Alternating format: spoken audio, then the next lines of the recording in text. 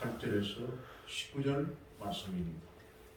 신약성경 히브리서 13장 18절에서 19절 말씀 찾으신 줄 알고 제가 공독해 드리겠습니다.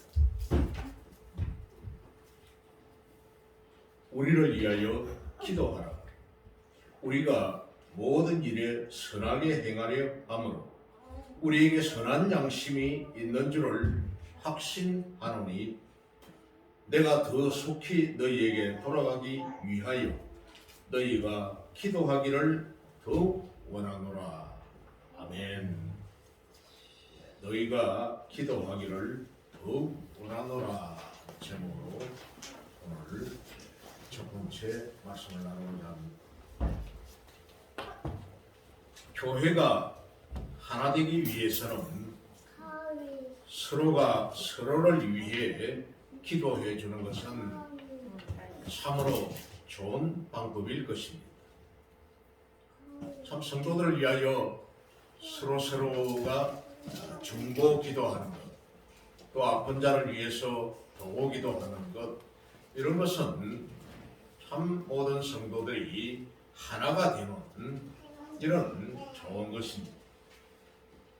자신의 처지와 형편을 진솔하게 서로 털어놓고 기도를 부탁하고 또 형제 자매의 아픈 현실을 같이 아파하며 그 형제를 위해서 기도하는 것은 살아 숨쉬는 교회의 한 특징입니다. 에베소서 6장 20절을 보면은 에베소서 6장 20절에 19절부터 보면은 나를 위하여 구할 것은 나를 위하여 구한다는 그것은 기도하는 것이죠. 내게 말씀을 주사 나로 입을 열어 복음의 비밀을 담대히 알리게 하옵소서 할 것이니 이 일을 위하여 복음 전하는 이 일을 위하여서 내가 쇠사슬의 메인 사신이 된 것은 나로 이 일에 당연히 할 말을 담대히 하게 하려 하심이라 이렇게 말씀을 합니다. 그리고 데살로니가전서 5장 25절에는 형제들아 데살로니가 교회에 있는 믿음의 형제들아 우리를 위하여 기도하라 이렇게 부탁을 합니다. 우리 전도자 일행들을 위하여서 기도해달라. 오늘 기자는 본서 수신자들에게 기도를 부탁합니다. 너희가 기도하기를 더욱 원한다 하는 말로서 기도 부탁을 했습니다. 사실 지도자의 입장에서 일반 성도들에게 자기 기도를 부탁하는 것은 그리 쉽지 않은 일입니다. 그렇지만은 그것은 자기에 대한 겸손함이 있는 사람은 이런 부탁을 할 수가 있는 것이죠. 스스로 나도 부족합니다. 그러니 나의 부족을 채우기 위하여서 여러분들의 기도가 필요합니다. 나를 위하여 기도해 주십시오 하는 이런 부탁이죠. 그런데 히브리서 기자는 기도를 부탁하면서 힘있게 자신의 기도를 부탁할 수 있는 이유를 말하고 있는데 18절 끝절을 보면 우리에게 선한 양심이 있는 줄을 확신한다. 우리에게 선한 양심이 있는 줄을 우리가 알기 때문에 그래서 부탁한다는 겁니다. 우리가 너희에게 악한 감정을 가지고 있거나 너희들이 잘 믿든지 잘 못 믿든지 대하고 상관없어 그런 마음이 아니라 진심으로 너희들이 주 예수 그리스도의 그 복음을 위하여서 함께 쓰임 받기를 위하여 우리에게 이런 착한 양심이, 선한 양심이 있으니까 너희에게 부탁한다. 다시 말하면은 아무런 거침이 없는 순수하고 정결한 양심을 따라서 양심껏 선한 일을 행하려 하기에 감히 기도 부탁을 했던 것입니다. 사람에게 있어서 양심은 모든 은행의 중심이요 삶의 표징이 됩니다. 삶의 그 양심이라고 하는 것은 그 사람의 삶의 드러나는, 겉으로 드러나는 증거가 된다는 거죠. 표징이 된다는 겁니다. 그러나 마비가 되고 화인 맞은 양심, 10장 22절을 보면 10장 22절입니다. 이제 우리가 마음의 뿌림을 받아 악한 양심으로부터 벗어나고, 마음의 뿌림을 받았다는 것은 예수 그리스도의 그 피뿌림을 받아서 악한 양심으로부터 벗어나고 몸은 맑은 물로 씻음을 받았으니 참 마음과 온전한 믿음으로 하나님께 나아가자. 그러게 해야 될 텐데 그렇지 않은 자는 화인 맞은 양심이라는 겁니다. 예수 그리스도의 보혈로 피뿌림을 받아 씻어지지 않은 양심, 그것은 바로 불 맞았다는 겁니다. 양심에 철판 깔았느냐, 양심에 털 났느냐, 이런 말을 합니다. 그처럼 비양심적인 사람, 디모데전서 4장 2절에도 자기 양심이 화인을 맞아서 외식함으로 거짓말하는 자들이라 이렇게 말을 합니다. 자기 양심에 화인 맞았다. 양심에 완전히 그냥 철판 깔았다는 겁니다. 그래서 화인 맞은 양심으로서는 하나님과의 바른 교제나 믿음의 형제들과의 건강한 교제는 할 수가 없는 것입니다.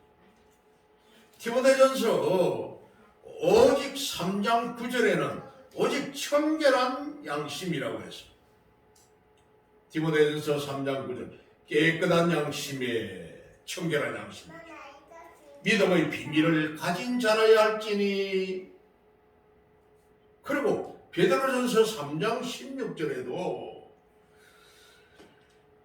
선한 양심을 가지라. 이는 그리스도 안에 있는 너희의 선행을 욕하는 자들로 그 비방하는 일에 부끄러움을 당하게 하려 합니다. 너희가 양심을 선하게 가지고 있으면 비방하는 자들이 오히려 부끄러움을 당한다는 것. 그렇죠. 맞습니다. 근데 이 세상은 너무나 양심에 화인 맞은 자들이 너무 많습니다. 그저 거짓을 모르세 내로남불, 그저 모른다. 내가 하는 거는 다 로맨스요, 남이 하는 거는 다 적배요. 이렇게 깨끗하지 못한 양심을 가진 자들이 너무나 많은 시대를 우리는 살고 있습니다. 참으로 바꿔야 됩니다. 이 국민성, 이 민족성, 이거 바꿔야 됩니다. 오직 청결한 양심의 소유자만이 건강하고 유익한 교제를 펼칠 수가 있는 것입니다. 아멘. 그러면서 오늘 이 기자는 단순히 막연하고 모호한 그런 기도 부탁을 하지 않고 자신이 수신자들에게 속히 돌아가기를 원하는 구체적인 기도 제목을 제시하고 있습니다. 그것이 바로 19절 전반절, 내가 더 속히 너희에게 돌아가기 위하여. 너희들이 기도를 해줌으로 인하여서 내가 더 속히 가기를 원한다는 겁니다. 너희에게. 이처럼 우리의 기도는 구체적이고 실제적인 내용으로 해야 합니다. 중언부언했던 이런 모호한 기도로서는 하나님으로부터 아무런 응답을 받을 수가 없다. 마태복음 6장 7절에도 또 기도할 때에 이방인과 같이 중언부언하지 말라. 이 말하고 저 말하고 이 말을 똑같은 말을 계속 하는 이런 중언부언 하지 말라는 겁니다. 또 하고 하는 거 하지 말라. 그들은 말을 많이 하여야 들으실 줄 생각하느니라. 지금까지 말씀으로 나누었던 이 히브리서 전체의 내용을 보면은 네로 황제의 치하에서 로마 제국의 대대적인 박해와 이 틈을 노려 하나님의 교회를 회방하는 유대주의자들의 책동에 대항하였습니다. 고군분투 신앙의 도를 지키기 위해 애쓰는 로마 교회의 성도들을 위로하고 권면할 목적으로 이 히브리서가 써여졌다 했습니다. 그래서 히브리서 1장 1절에서 10장 18절까지는 예수 그리스도의 인격, person, 그리고 그의 사역, 일하는 그의 사역, 이것을 변정하는 기독론, 그리스도론이라는 겁니다. 기독론. 이런 이론편을 1장부터 10장 18절까지 기자는 설명을 하였고, 또 10장 19절에서 13장 25절 이 끝까지는 고난 가운데서도 끝까지 믿음의 도를 지킨 신앙 선열의 사례를 실천편, 즉 어떻게 하면 이 신앙을 지켰는가, 어떻게 해서 우리의 신앙의 선배들이 이런 믿음을 지켰는가 하는 실천편으로 가득 차 있습니다. 정녕 육신은 수신자들과 멀리 떨어져 있지만은 마치 부모가 그 자녀를 전쟁터로 보낸 뒤에 가슴 졸이며 안달하며 조심스러운 심정으로 한자 한자 위로와 격려의 편지를 쓰듯이 말입니다. 요즘 러시아와 우크라이나와의 전쟁으로 인하여서 하루에 평균 거의만 러시아의 군민들이 800여 명 정도가 죽고 있습니다. 며칠 전에는 하루에 러시아의 그 탱크 전차가 하루에 130대가 그냥 박살나버렸어요. 포위돼가지고. 그렇게 하다 보니 러시아에 있는 이 부모들이 자식들이 징집이 돼가지고 그 전투의 현장에 가는데 군복도 제대로 없이 무기도 제대로 없이 또 탄환도 제대로 없이 이렇게 가서 뒤에서는 그냥 막 총을 들고 말입니다. 전진하는데 전진 안 하면은 그냥 뒤에서 오히려 아군을 총으로 쏴 죽이는 이러한 형편입니다.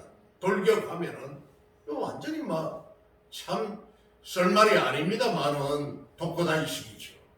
그냥 밀어붙이는. 그냥 나왔다 하면은 제대로 훈련도 안 된 병사를, 훈련도 안 된 병사가 징집돼가지고 갔을 때의 그 부모의 심정이 어떻겠느냐는. 그렇처럼 오늘 이 히브리서 기자는 이제 대단원의 마지막 장으로 이렇게 오면서 이 수신자들에게 가슴 졸이고 안달하며 조심스러운 심정으로 이 격려의 편지를 쓰는 것입니다. 지금까지 사랑하는 믿음의 자녀를 향해서 위로와 권면을 했던 저자는 이제 마지막 문안과 성령으로서 이 본서를 마감하고 있습니다. 저자는 로마의 가전 박해와 유대주의자들의 온갖 믿음 그 미혹 속에서도 끝까지 믿음을 잃지 않은 장한 믿음의 수신자들, 믿음의 자녀들이 앞으로 계속해서 이 믿음 가운데 굳건히 설 것을 확신하여 또 전능하신 하나님께서 지금까지도 수신자들을 지켜주셨듯이 장차도 계속해서 이들을 보호하고 인도해 주실 줄을 믿고 확신하였습니다. 아멘. 20절을 보면은 20절 양들의 큰 목자이신 우리 주 예수를 영원한 언약의 피로 죽은 자 가운데서 이끌어내신 평강의 하나님이 평강의 하나님께서 너희를 끝까지 지켜주실 것이다 이렇게 하고 있습니다. 더불어서 이 저자는 자신이 로마의 박해가 진행되고 있는 이 사지로 찾아갔어.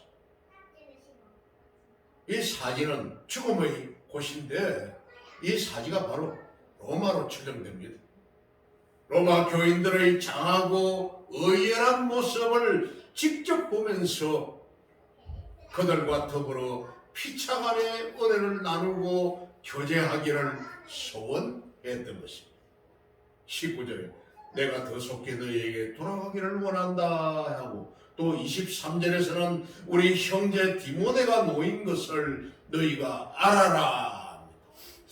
이 말을 보면은 디모데가 놓인 것을 알아라 하는 걸 볼 때 그래서 히브리서도 바울이 저자이지 않는가 하는 것을 볼 수 있다는 겁니다. 바울의 이 저작이다 하는 것으로 바로 로마에서 디모데가 놓여놨던 것 그걸 너희가 알아라. 그가 속히 오면 내가 그와 함께 가서 너희를 보리라 이렇게 합니다. 그러니까 이 바울이 이 로마 외에 이제 다른 곳에 있는데 로마에서 바울이 놓여놨다. 디모데가 놓여져서 내가 있는 곳으로 속히 오면은 내가 너희들에게 갈 것이다. 이런 말입니다. 참 마음 같아서는 당장 달려가서 힘과 용기를 북돋아주고 싶었지만은 현재 지금은 갈 수 있는 형편이 되지 않았어. 우선 그들과의 이 만남을 사모하면서 반가운 만남을 해후라고 그러죠. 이 해후를 사모하면서 몇 가지의 당부를 하고 있습니다. 먼저 이 저자는 수신자들에게 겸손한 자세로 기도를 요청합니다. 수신자들을 방문할 기자가 목회 계획을 가지고 있었으며 또 가능하면 더 빨리 그들을 방문하기를 원했다. 그렇게 19절에 쓰여있죠.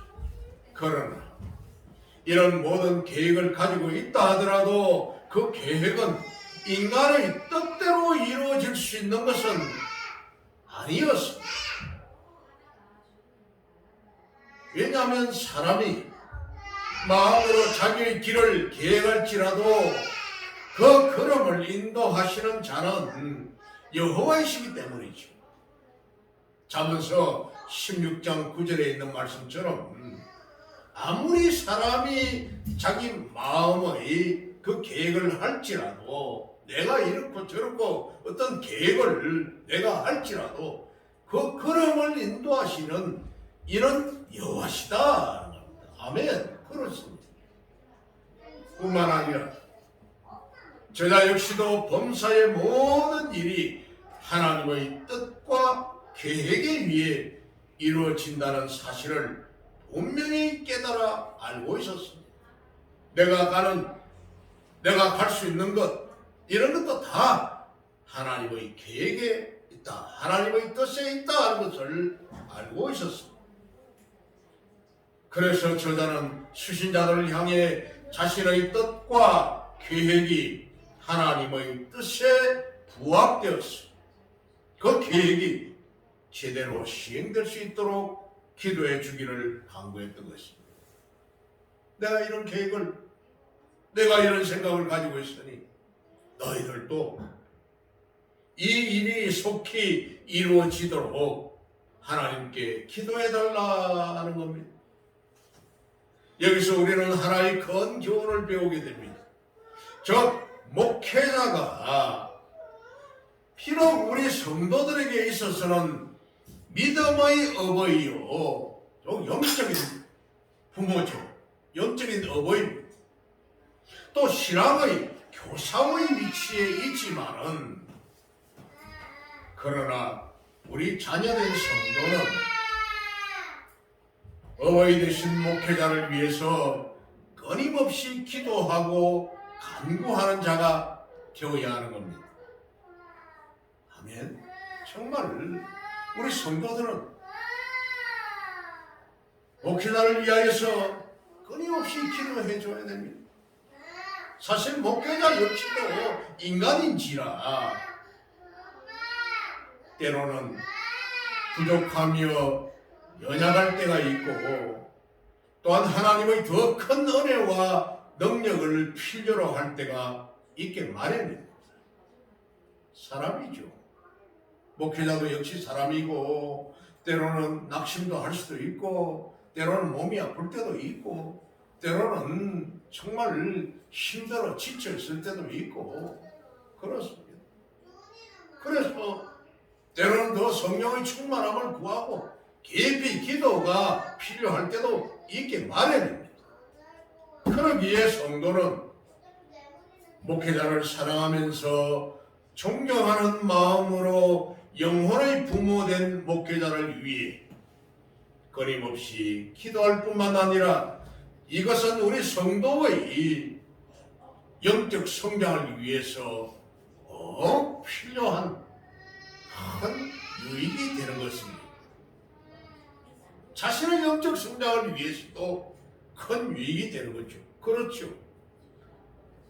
강단에 있는 목회자의 그 심령이 편안하지 아니하고 정말 불편하고 힘들고 지쳐 있다면은 나오는 그 말씀이 좋은 꼴이, 좋은 생명 양식이 제공될 수가 없지 않겠습니까?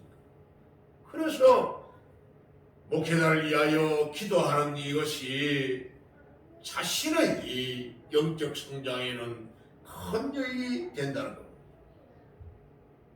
왜냐하면 목회자는 우리 영혼을 위해 경성하기는 마치 자기가 이후에 하나님 앞에서 계산할 자인 것처럼, 그러니까 이 목회자는 자신의 이 목회 사역을 다 끝을 내고 아버지 앞에 이제 가서 나의 이 평생의 그 사역을 아버지 앞에 보고할 것입니다. 계산을 할 것입니다. 청산을 할 것입니다. 17절을 봅니다. 너희를 인도하는 자들에게 순종하고 복종하라. 너희를 인도하는 자, 저희 종이죠. 그들에게 순종하고 복종하라. 그들은 너희 영혼을 위하여 경성하기를 깨어있다. 자신들이 청산할 자인 것 같이 하느니라. 성도의 영혼을 청산할 자인 것처럼, 바로 계산할 자인 것처럼 그 목회자의 손에 달렸다는 겁니다.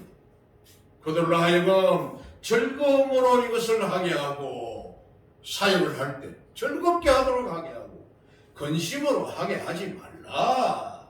근심한 마음으로 강단에 서가지고 과연 하나님의 말씀이 제대로 전달되겠으며 좋은 생명의 꼴이 나올 수 있겠느냐 하는 거죠. 그렇지 않으면 너희에게 유익이 없느니라 했습니다. 그렇죠. 네, 그렇게 되는 근심으로 하는 사역에는 너희에게 유익이 없다 이렇게 말씀합니다. 마지막 날 아버지 앞에 가서 그 주의 종이 자신의 사역 보고를 합니다. 누가 어떻게 했고 누가 또 나에게 도움을 주어서 나의 사역에 큰 유익을 끼쳤고 교회에 어떤 비품을 헌물한다든지 교회에 헌금을 한다든지 교회에 필요한 것을 제공을 한다든지 성도들을 위하여 어려운 그 성도들에게 구제를 했다든지 사랑 나눔을 했다든지 섬김을 했다든지 어떤 성도의 잘하고 잘못한 점들을 일일이 아버지 앞에 도움이 되었던 사람, 방해가 되었던 사람, 이것을 고한다는 겁니다. 계산한다는 겁니다. 아버지 앞에 가서. 참, 이 말씀을 보니까 저에게도 충격이 옵니다. 실제 우리 교회에 수많은 사람들이 왔다 갔습니다. 정착을 했으면 몇백 명이라도 되겠죠. 함으로 떠나가고 이럴 때에 주의 종의 마음을 아프게 하고 대들고 정말 교회를 힘들게 하면서 떠나가는 이런 경우 참 가슴 아픈 일들 많았습니다. 상처받은 일 많았습니다. 그런데도 또 교회를 위하여 아주 유익하게 귀하게 쓰임받았던 분들도 있었고 지금도 있는 거죠. 이러한데 우리가 영혼의 부모된 이 목회자를 위해서 어찌 기도의 협력을 기도의 조력을 결리할 수가 있겠는가 하는 겁니다. 아멘.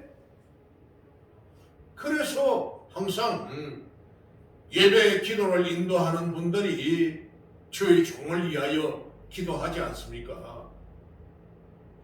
성령의 충만함도 주시고 건강도 허락해 회복시켜 주시고 항상 건강을 유지해서 정말로 영적으로 깨어서 우리에게 좋은 말씀을 달라고 은혜의 말씀을 줄 수 있도록 해달라고 그렇게 기도하지 않습니까?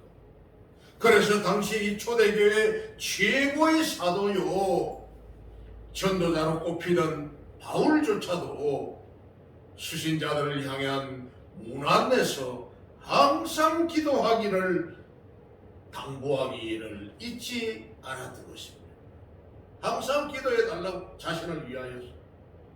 로마서 15장 30절을 보면은 형제들아 내가 우리 주 예수 그리스도와 성령의 사랑으로 말미암아 너희를 구원하노니 우리 주 예수 그리스도와 성령 하나님의 그 사랑으로 말미암아 너희에게 권한다. 너희 기도에 나와 힘을 같이하여 나를 위하여 하나님께 빌어달라 이렇게 부탁을 합니다. 고린도후서 1장 11절에도 고린도 교인들에게 너희도 우리를 위하여 간구함으로 도우라. 고린도에 있는 너희들아 너희들도 우리를 위하여서 간구함으로 간절한 마음으로 구하여 우리에게 기도로 도와달라. 이런 우리가 많은 사람의 기도로 얻은 은사로 말미암아 아멘. 기도의 힘은 놀랍습니다. 기도의 힘은 정말 놀랍습니다. 경험해 보지 않은 분들은 이해하지 못할 수도 있겠지만 이 기도의 힘 저희 교회, 저희 가정에 어마어마한 기도의 이런 능력을 저희들은 체험해 왔습니다. 우리 가정에. 저 집사람이나 저 역시도 마찬가지입니다. 기도했는데 원했는데 3일을 넘기지 아니하고 응답이 되는 이런 놀라운 일들을 많이 경험했습니다. 귀신이 떠나가고 병마가 떠나가고 정말 정신적인 이런 질병에 걸려있는 자들이 그 괴롭히던 것들이 다 떠나가고 하면서 회복되는 거 말이에요. 아이를 못 낳아서 이혼을 하는 이 가정에 짐을 싸놓고 내일 날새면 떠나는 이 가정인데 함께 기도하였더니 아이를 낳고 말한 대로 응답이 되고 아들 구하니까 아들 낳고 딸을 구하니까 딸 낳고 정말 이름조차도 기도로서 주신 이름대로 그렇게 이 아이들이 태어나서 장성하여 지금 사회의 일원이 되어가지고 있는 경우도 정말 많이 있다는 겁니다. 기도로 얻은 은사로 말미암아 아멘 은사라고 해서 많은 사람이 우리를 위하여 감사하게 하려 합니다. 데살로니가 후서 3장 1절에도 데살로니가 후서 3장 1절입니다.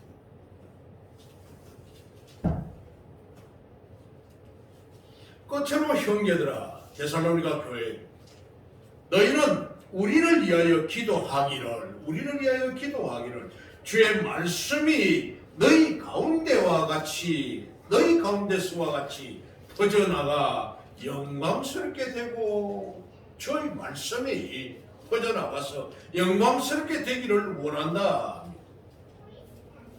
또 빌레몬서 1장 22절에는 빌레몬서 1장 22절에 오직 너는 나를 위하여 숙소를 마련하라. 빌레몬 장로에게 편지하기를 너는 내가 빌려면 너희 그 교회에 갈 것이니까 나를 위하여 내가 머무를 숙소를 마련하라 하면서 내가 너희 기도로 내가 너희에게 나아갈 수 있기를 바라노라. 너희들이 나를 오기를 위하여서 기도해 달라. 먼저 내가 지금 갈 테니까 내 있을 숙소를 마련해 달라고 해놓고는 또 기도로 해서 내가 너희에게 나아갈 수 있기를 바라노라 이렇게 당부를 해야 합니다. 그런데 여기서 우리가 놓치지 말아야 할 한 가지 사실은 기도를 당부하는 저자의 심령 상태입니다. 기도를 부탁하는 이의 마음의 상태라는 거죠. 18절을 보면 우리가 우리를 위하여 기도하라 이렇게 말씀하고 우리가 모든 일에 선하게 행하려 함으로 우리가 모든 일에 선하게 행하려고 하니까 우리를 위해서 기도해 달라 하는 겁니다. 그렇죠. 복음을 기쁜 소식을 가지고 가니까 선한 일을 하려고 너희에게 가려고 하니까 그러니 기도해 달라. 이것은 바로 기도 당부의 목적이 무엇인지를 분명하게 보여주는데 그 이유가 선한 양심을 가지고 선을 행하기 위함이라는 것입니다. 아멘. 여기서 이 선하게 행한다는 이 말은 하나님의 선하고 온전하신 뜻을 수행한다는 그런 말입니다. 하나님의 선하고 온전하신 뜻을 수행한다. 그렇다면 목회자에게 하나님의 선하고 온전하신 이 뜻이란 무엇입니까? 목회자에게 있어서 하나님의 선하고 온전하신 뜻, 그것은 바로 우리 성도를 돌보고 양육하는 것이죠. 목양하는 일입니다. 저자는 이 일을 위해서 수신자들에게 기도를 당부했던 것입니다. 너희들을 목양하는 것을 더 잘하게 하기 위하여서 기도해 달라. 그러므로 사랑하는 성도 여러분, 하나님 앞에서 선한 양심을 가진 자는 하나님의 선한 뜻을 수행하기 위해 애쓰고 또한 위로부터 임하는 하나님의 능력을 간구하며 사모하는 법입니다. 아멘. 제 같은 임목사의 심정이 그래야 된다는 것. 그렇습니다. 하나님의 선하신 뜻을 수행하기 위해서 애쓰고 독서를 하고 말씀을 읽고 세상 돌아가는 것을 알고 이렇게 모든 성도들의 그 형편이나 이런 것들을 위하여 기도하고 그렇게 하면서 하나님의 능력을 간구하면서 사모하는 법입니다. 그러기에 우리 성도는 목회자를 위해서도 기도해야 될 뿐만 아니라 하나님의 선한 일을 위해 애쓰는 우리 자신을 위해서도 기도하면서 기도를 요청할 줄 아는 자들이 되어야 합니다. 자신을 위하여서 자신의 영적인 성장을 위해서도 스스로 기도하면서 또 자기들의 기도를 목회자들에게 요청할 줄 알아야 한다는 겁니다. 기도해 달라고. 목사님, 제 기도 제목이 이러한 게 있습니다. 기도해 주십시오. 진정 선한 양심을 가진 자는 남에게 겸손한 자세로 기도를 요청하는 법입니다. 아멘. 모든 하나님의 백성들은 이러한 선한 양심을 가지고 또 남에게 겸손한 마음의 자세로서 자신의 기도를 요청하여 함께 교회를 세워나가며 하나님의 나라를 세워나가는 귀한 이런 사역에 동력하는 저와 여러분 되시기를 우리 주님의 이름으로 축원합니다. 기도하겠습니다.